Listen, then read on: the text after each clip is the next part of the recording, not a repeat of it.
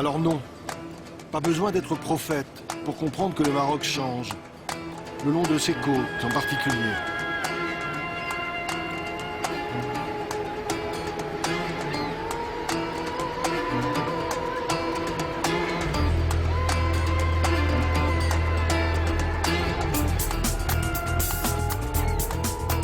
Boom de l'immobilier vers le nord où ça construit partout et à tout va. Un peu le syndrome des côtes espagnoles voisines avec quelques années de décalage. Bouleversement aussi dans les profondeurs sous-marines, voici Azila. C'est ici, au pied de ces remparts, qu'aboutit un câble téléphonique sous-marin long de 1600 km. Point de départ, Marseille et donc l'Europe. Liaison à très haut débit, centre d'appel avec une main-d'œuvre francophone, à prix cassé. Ce n'est plus 22 à Asnières, c'est le 0800 quelque chose à Marrakech ou à Rabat.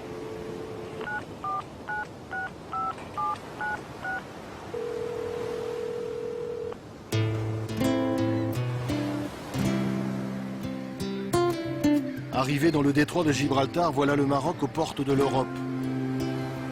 Depuis le cap Malabata, on voit les côtes espagnoles, très distinctement ce soir, avec en face la ville de Tarifa. D'un continent à l'autre, des rochers se font écho avec le plus massif d'entre eux, Gibraltar, tout là-bas. L'Europe vue depuis l'Afrique, une quinzaine de kilomètres à vol d'oiseau, quasi à portée de main.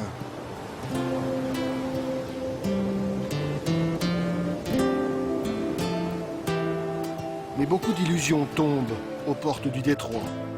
C'est aujourd'hui l'une des zones les plus surveillées au monde. Et pas seulement pour des raisons de sécurité maritime, quand bien même des bateaux s'échouent dans les parages.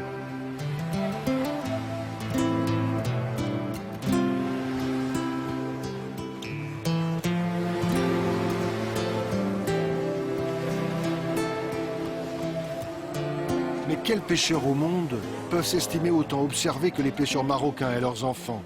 Chacun de leurs déplacements sont scrutés depuis la terre, essentiellement depuis l'Espagne. On traque les contrebandiers, les trafiquants de toutes sortes, les clandestins et les passeurs.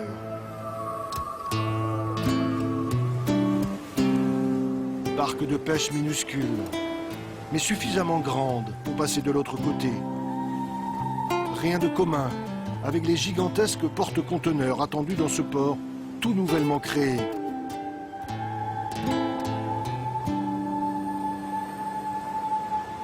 L'occasion de désengorger le port de Tanger, à une trentaine de kilomètres de là.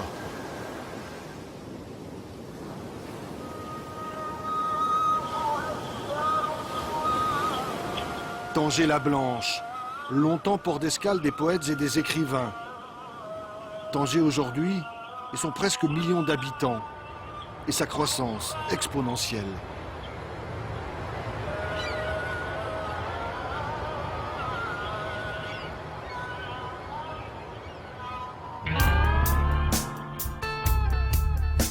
La côte marocaine, versant Méditerranée cette fois. Nous voilà loin des falaises exposées aux colères de l'Atlantique et de ses embruns. Ici, pas de ramasseurs de sable, de pêcheurs nomades ou de champs de fraisiers. Très vite, en retrait de la côte, le relief prend le dessus. Les hautes terres du nord du Maroc, où les montagnes les plus élevées dépassent les 2000 mètres. Totalement enneigé l'hiver, c'est le Rif, une région montagneuse bien à part dans le nord du Maroc.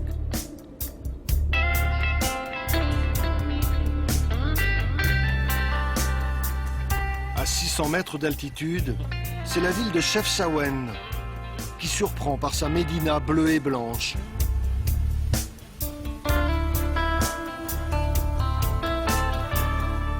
Voilà pour la carte postale. Pour le reste, Chefchaouen, capitale des montagnes du Rif, est aussi la capitale du kiff, le hashish marocain réputé jusqu'à Amsterdam. Dans les années 90, 200 000 agriculteurs en vivaient. Une production quasi intensive, pas une colline sans son champ de cannabis. Les autorités ont détruit des champs, tous. On sait juste que le Maroc reste encore l'un des premiers exportateurs mondiaux de hashish. Et la voie royale de ce trafic est bien entendu maritime. Décidément, rien n'est simple le long de cette côte, surtout lorsque l'on aborde la question des enclaves.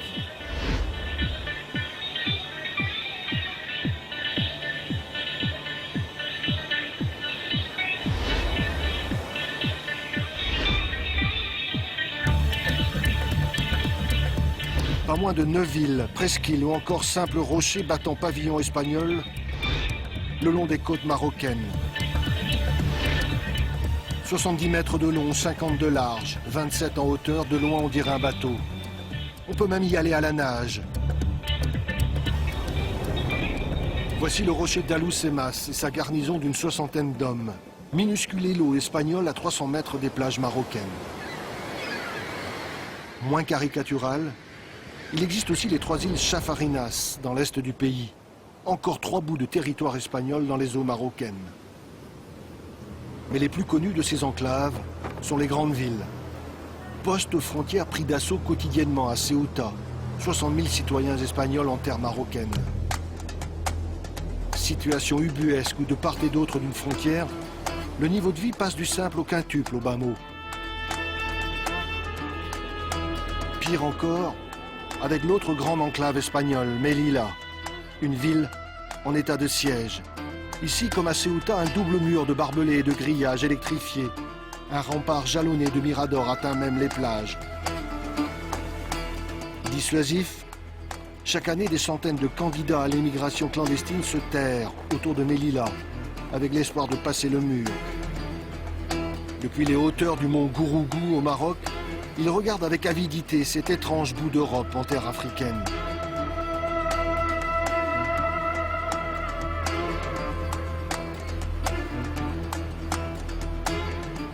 Cela dit, sur le registre des relations diplomatiques, il y a un dossier encore plus sensible et plus délicat dans la région.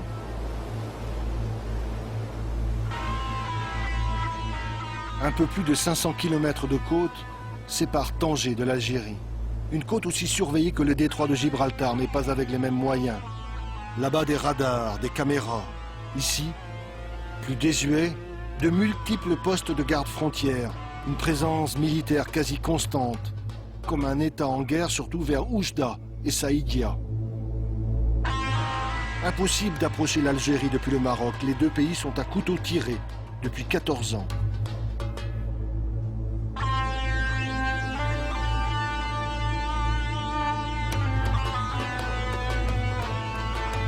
« 14 ans que la frontière est fermée.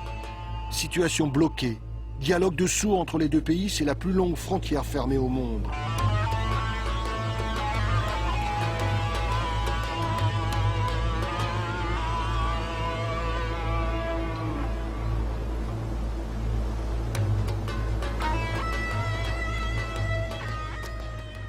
Eh bien, ça démarre bien.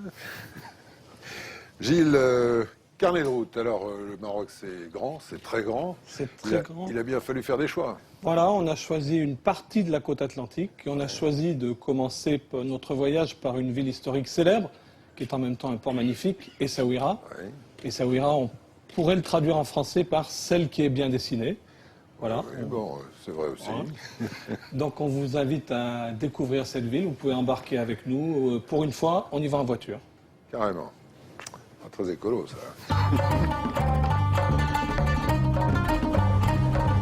Et nous voilà tout à trac, jetés sur les routes du Maroc. Ses grandes étendues, sa lumière. Un bout de chemin, premières impressions. L'occasion aussi de présenter Driss, notre guide sur le chemin de la découverte. Mais voilà qu'une ville apparaît déjà. Arrivé centre-ville. Essaouira la légendaire.